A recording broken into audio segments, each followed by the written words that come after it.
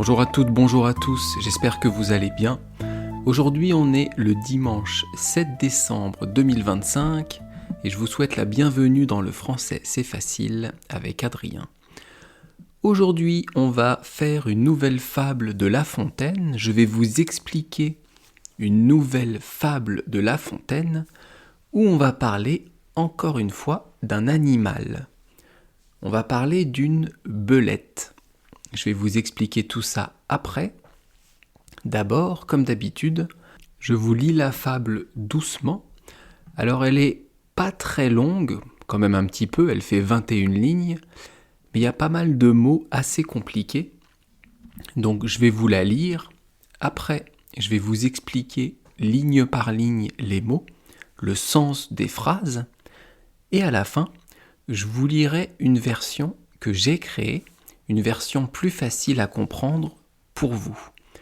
Je ne sais pas si on va faire 1 ou 2 podcasts sur cette fable.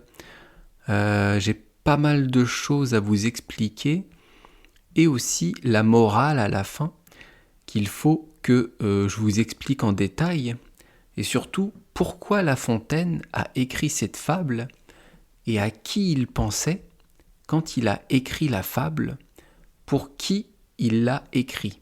Ça, c'est intéressant dans l'histoire de France. Donc, je vais essayer de vous expliquer tout ça le plus simplement possible. Vous pouvez retrouver la fable en entier sur mon site Patreon. Il suffit de s'abonner et vous aurez accès aussi à d'autres podcasts exclusifs et aux transcriptions des podcasts que je fais tous les jours. Et vous pouvez retrouver bien évidemment aussi la fable sur internet gratuitement, il n'y a aucun souci. Et donc c'est parti, je vous lis la fable d'origine, donc la fable de La Fontaine, doucement. La belette entrait dans un grenier.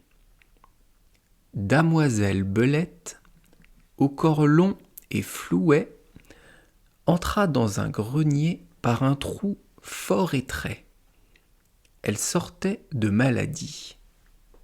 Là, vivant à discrétion, la galande fit cher lit, mangea, rongea, Dieu sait la vie, et le lard qui périt en cette occasion. La voilà pour conclusion, grasse, m'afflue et rebondit. Au bout de la semaine, ayant dîné son soûl, elle entend quelque bruit, veut sortir par le trou, ne peut plus repasser et croit s'être méprise. Après avoir fait quelques tours, c'est, dit-elle, l'endroit. Me voilà bien surprise. J'ai passé par ici depuis 5 ou 6 jours. Un rat, qui la voyait en peine, lui dit « Vous aviez lors la panse un peu moins pleine. Vous êtes maigre entrée, il faut maigre sortir. Ce que je vous dis là, l'on le dit à bien d'autres. Mais ne confondons point, par trop approfondir, leurs affaires avec les vôtres. » Et voilà, j'ai fini de vous lire la fable. Alors c'est très compliqué, ne vous inquiétez pas si vous n'avez rien compris. Même moi, il y a quelques mots que je ne connaissais pas, parce que c'est du vieux français. Donc j'ai dû aller chercher sur internet ce que ça voulait dire, ou j'ai dû transformer ces mots pour pouvoir comprendre en français moderne. Donc vraiment, pas de souci si vous n'avez rien compris, je vous explique tout maintenant. On va reprendre donc à la première ligne. Damoiselle Belette, au corps long et flouet. Damoiselle, c'est un ancien mot pour dire une demoiselle. On dit mademoiselle. À l'époque, on disait une damoiselle et un damoiseau pour un homme, pour une femme, et un homme. En fait, Ici, on dit Mademoiselle la Belette ou Mademoiselle Belette. Et la belette, c'est un animal qui est plus gros qu'un rat, qui a le corps assez long, assez fin, et souvent qui a du blanc au niveau du ventre. Elle a le dos de couleur marron, noir, et elle a le ventre blanc. Je trouve ça assez mignon comme animal. Donc, on parle ici d'une petite belette, au corps long et flouet. Long, vous savez ce que ça veut dire, c'est le contraire de court. Et flouet, c'est un ancien mot. Le nouveau mot aujourd'hui en français, ça serait fluet. Ça veut dire mince. Ça veut dire maigre, qui n'est pas gros. Donc la belette a un corps assez long et elle est mince. Ligne 2. Entra dans un grenier par un trou fort étrait. Donc la belette entre dans un grenier. Entra, c'est le passé simple de entrer. Et un grenier, c'est une pièce généralement en haut des maisons où on va, plus maintenant mais à l'époque, où on stockait de la nourriture. On stockait des choses pour les conserver. Et donc la belette entre dans le grenier par un trou fort étrait. Étrait, c'est un vieux mot, c'est encore de l'ancien français, ça veut dire étroit. Étroit, c'est un petit trou. Donc la belette qui est mince entre par un petit trou dans le grenier. Ligne 3. Elle sortait de maladie. Sortir de maladie, ça veut dire que avant elle était malade, mais maintenant elle ne l'est plus. Et donc, quand on est malade, en général, on ne mange pas, ou on mange très peu. Et donc, on maigrit. Ici, le fait que La Fontaine nous dise qu'elle sort de maladie, c'est pour accentuer le fait que cette belette est très mince et très maigre. Ligne 4. Là, vivant à discrétion. Alors, là, L, A, accent grave, c'est un lieu. Ici, on parle du grenier. Et vivre à discrétion, c'est une ancienne expression. C'est pas utile de la retenir, personne ne dit ça aujourd'hui, mais ça veut dire vivre en profitant de la nourriture des autres. Vivre en mangeant la nourriture de quelqu'un d'autre. Donc la belette qui arrive dans le grenier commence à manger ce qui ne lui appartient pas. Elle est dans le grenier de quelqu'un d'autre et elle mange ce qu'elle trouve, mais ce n'est pas à elle. Ligne 5. La galande fit cher lit. Bon là c'est compliqué aussi, franchement, personne ne parle comme ça aujourd'hui. Je vous explique donc les mots. Galande, c'est quoi ? C'est une personne qui arrive à obtenir ce qu'elle veut. La belette arrive à entrer dans le grenier et à manger ce qu'elle trouve. Une galande, c'est quelqu'un qui arrive à avoir ce qu'il veut. La belette voulait manger, avait faim, elle a trouvé de la nourriture et donc elle mange.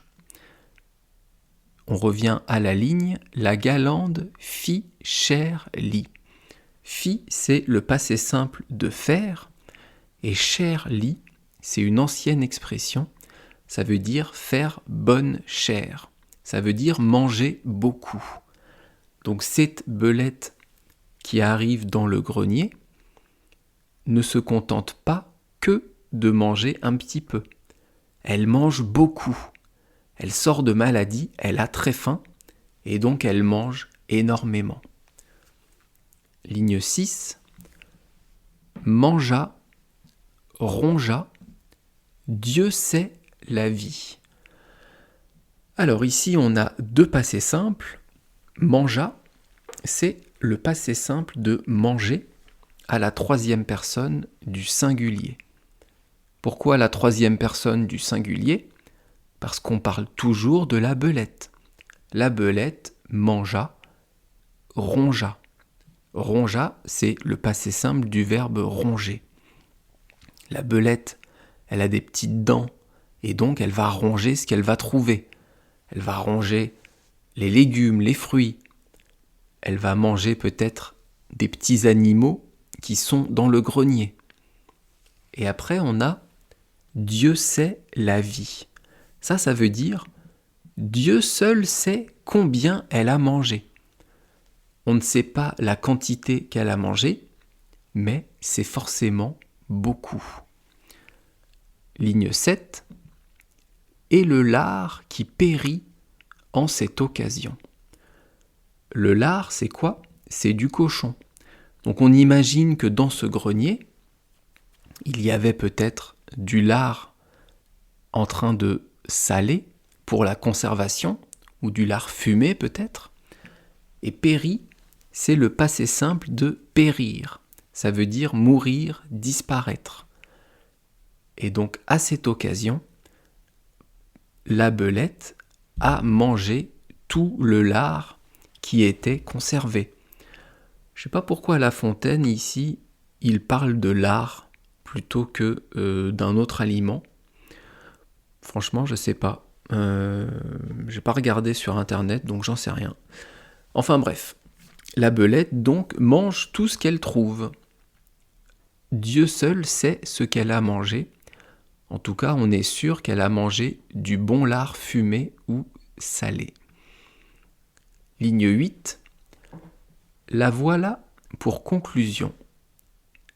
Là, ici, vous remarquez qu'il n'y a pas d'accent sur le A. Donc ce n'est pas un lieu. La voilà, c'est ici un article. Et donc on désigne la belette. Voilà la belette. Pour conclusion, ça veut dire maintenant. Et la voilà maintenant. Et voilà maintenant qu'elle est, ligne 9, grasse, m'afflue et rebondit. Grasse, ça veut dire grosse. Quelqu'un de gras, c'est quelqu'un qui a de la graisse, qui est gros, qui a des bourrelets. M'afflue, le deuxième mot de la ligne, ça veut dire quelqu'un qui a des grosses joues.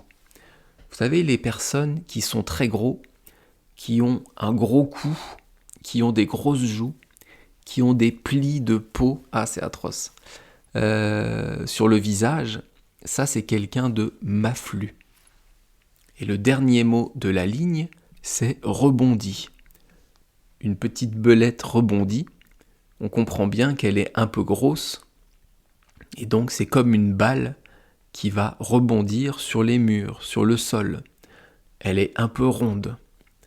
Elle a beaucoup mangé, et maintenant elle est toute grosse, toute grasse.